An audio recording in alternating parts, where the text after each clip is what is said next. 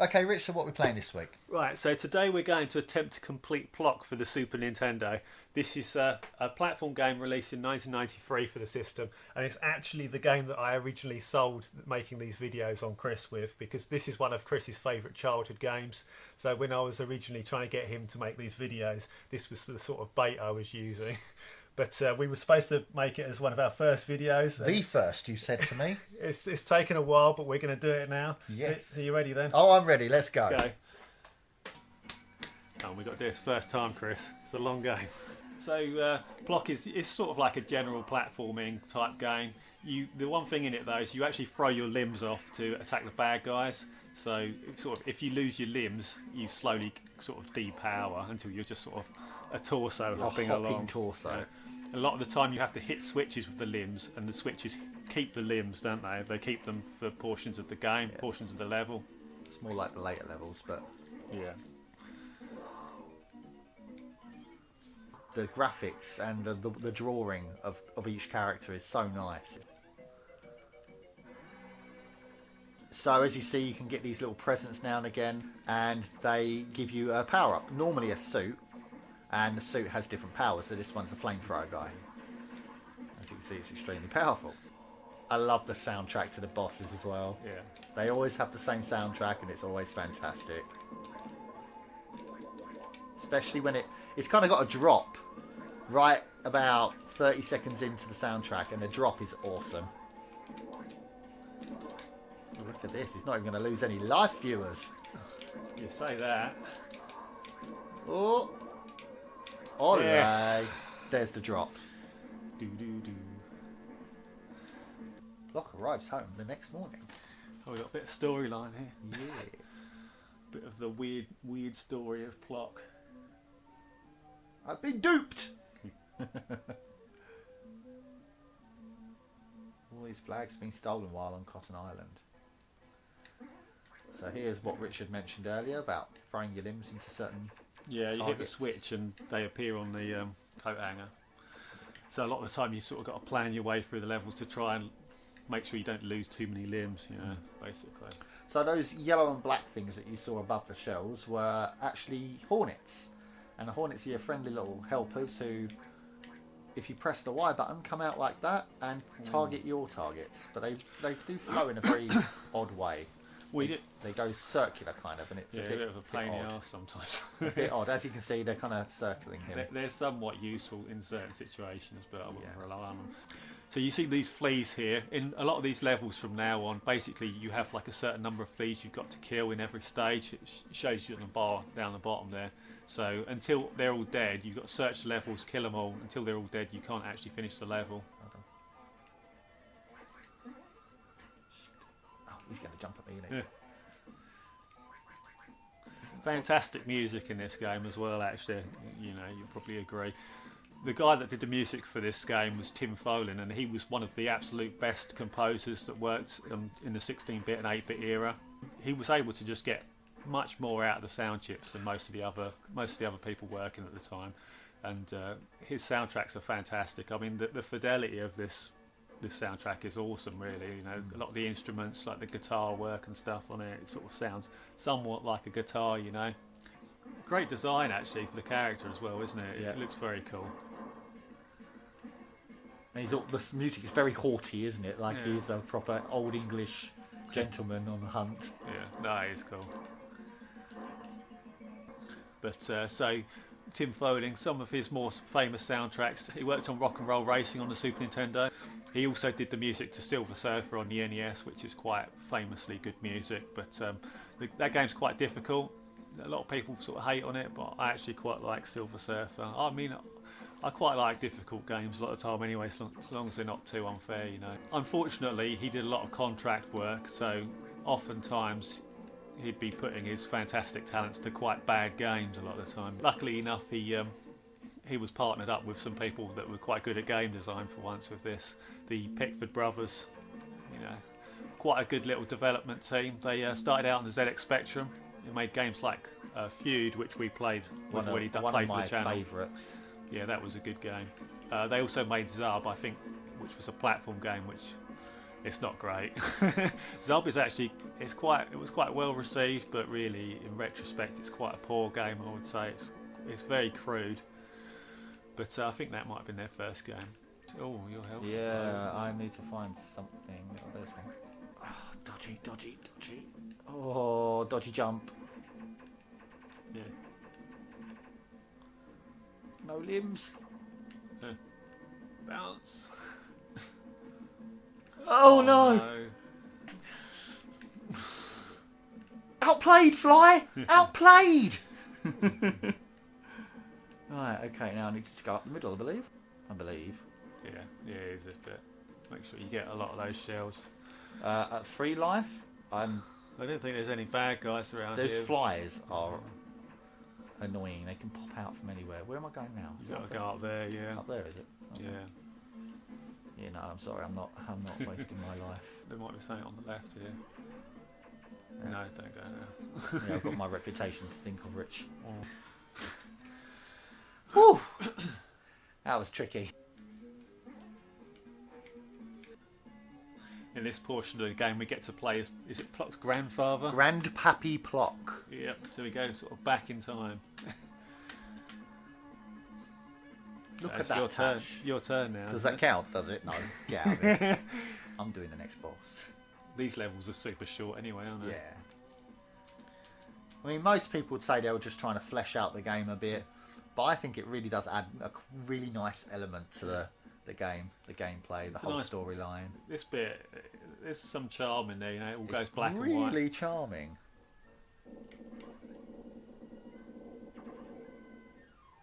And instead of flags, you've got mounds of dirt where he's buried his treasure. Yeah. Harumph! He's like a dog, basically, isn't he, his granddad, in little ways. A dog who's got dementia, because he's forgotten exactly where he's put everything. It's all, the whole planet, universe, whatever you want to call it, is made out of clothing materials like cotton, Velcro, stuff like that. Now, no viewers, I did wait there on purpose.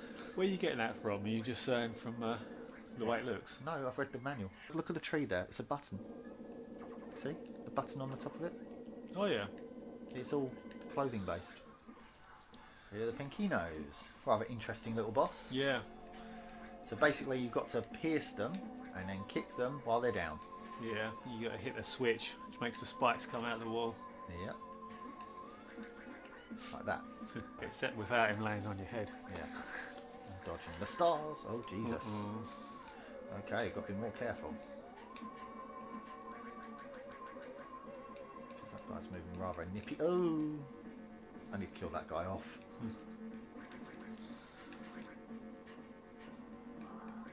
There he goes. That's the dangerous one gone.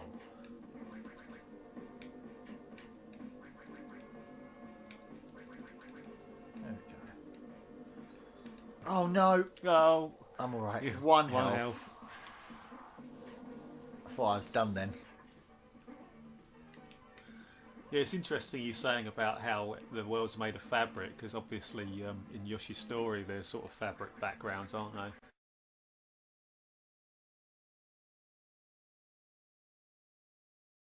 And apparently, according to the designers of the game, Shigeru Miyamoto actually really liked this game. He personally told the designers that it was his favourite game of that year.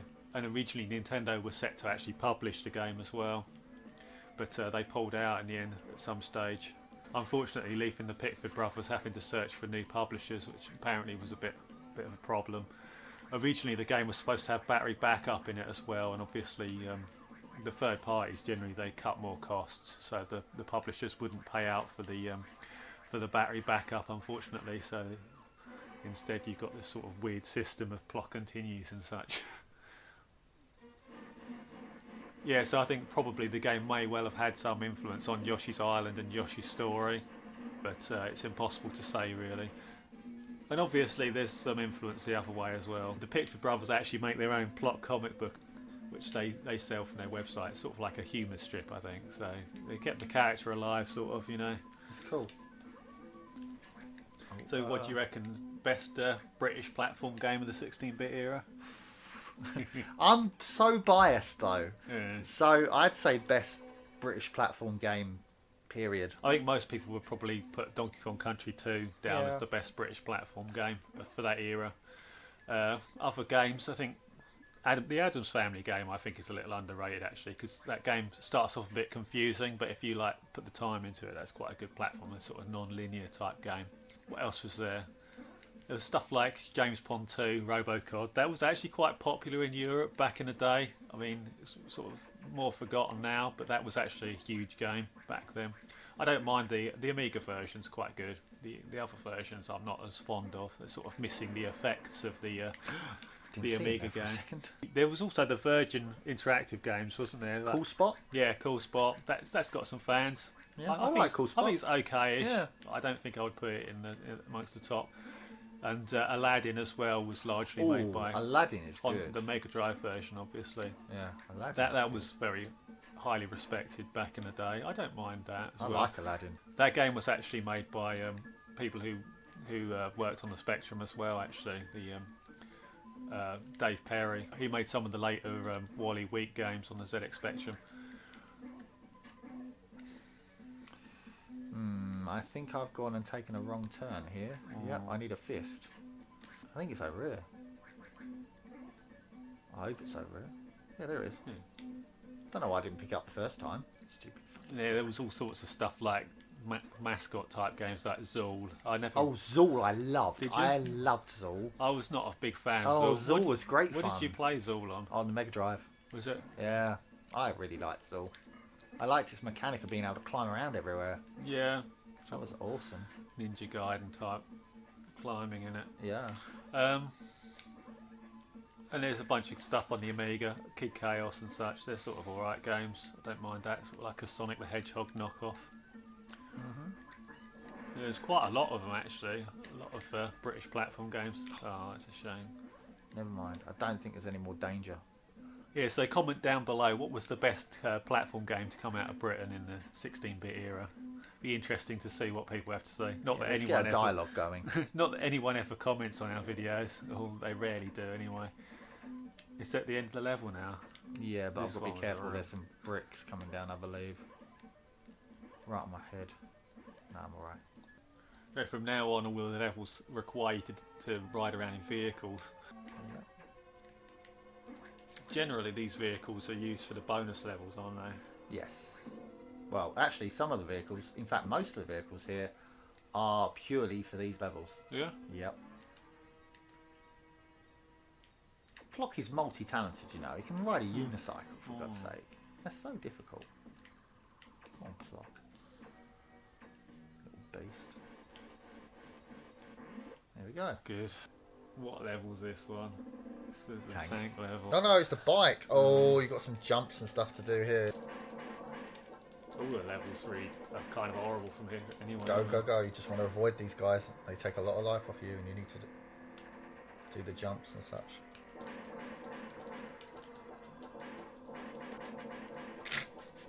Get away. No, go. You know, get in the way. Nice, nice. Jump. Too far. Shut up. Played for, huh? Yeah. The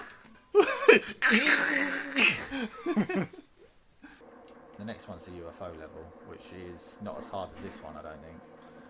We might not actually get the Plok continue now, mightn't we? Well, no, because we'll complete it. We have to do. We'll get one here. No, we'll get one No, here. you died on this level already. Do you not get a Plok continue if you Yeah, die? you have to do it first time. Do you? Yeah. Shit. So I have to do the UFO level first time. Yeah. No to pressure. Get the Plok continue. 'Cause It will just put us to the beginning of all the vehicle levels otherwise. which is a fucking pain. Yeah. Okay. It's cool that they designed some of this stuff just for one level, you know. It's very cool. Right, now this bit is tricky because you've got to Yeah. destroy the side and then go down the other side. Right, okay. So we'll get through that little fucking gap. It's just about wide enough, isn't it? And then there's a guy there you can't actually kill, so you have to really fucking edge it all the way. Right, now let's see how well I've done. Well enough. Attracted some unwanted attention there.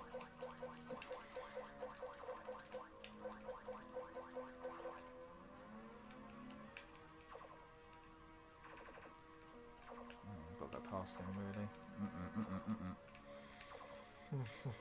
This bit is tricky. I've got to lure their shots away and then get down there nippy. Rather nippy. And then they're mine. It's where you are that takes the damage. I'm thinking that too. Yeah. Right, again, lure it off. You can possibly run past those or fly past them. Yep, I reckon. Yep. I think the birds are gone. Yellow. Give us the Plok continue. First time. Yeah. Oh, you don't do that to me. Come on. First time, Rich. Let's go. Now, I did notice that there was a pattern to this. You've got to bounce in certain areas. Oh, God. Yeah, it's I barely hard. remember how to do this at all. So you shoot her and get to her arse or something like that. And you kill the ones that come down. That's it. You've got to time your bounce properly as well. You've got to move inside of it. That's it. Keep it away from you. Nice. She comes down, you shoot her. Time the jump inside it, because you can't control the height of the jump. That's it. Get on the other side. Yeah, I like being on the other side more. Go away. That's it. Nice. Yeah, what did I do? I stayed close, I think. Yeah. Trying to Just remember. got to time the jump, haven't you? Yeah, no, well done. I think you've got one more phase after this. Yeah, one more phase. It's alright, it's okay. Stay there, In a stay horrible there, bleeding stay there. position there.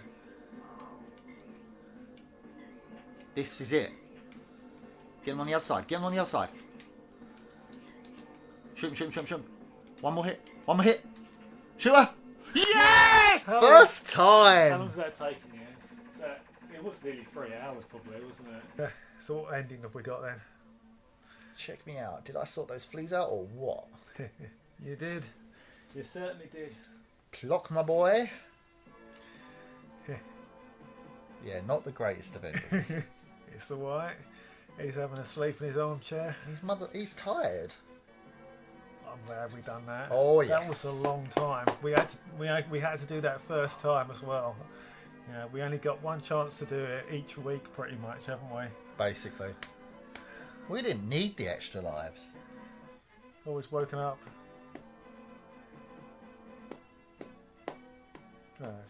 Never mind, go back to sleep. I take it that this is everything now. Yeah. Okay, Rich, what do you think of the game then? I think this is a good game. It's got some imagination in it. From the perspective of art design, I think this is first rate. I think the music is as good as it gets on a Super Nintendo, pretty much.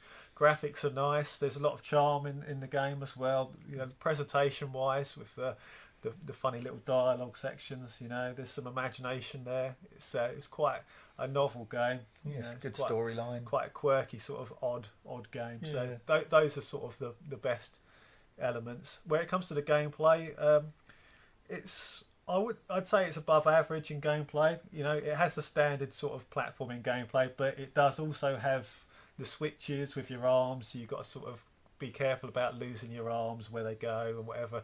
And it changes the gameplay around on certain levels, doesn't it? Because you've got a level where you slide down the hill, where you've got to do the whole level sort of bouncing around the torso and such. Yeah. The vehicles change things up, don't they? Different vehicle for each level. You've got sort of hovering levels. So I would say the gameplay is above average, but I would say that it probably should have had a battery backup, which was originally, Not the fault of the game, really, though.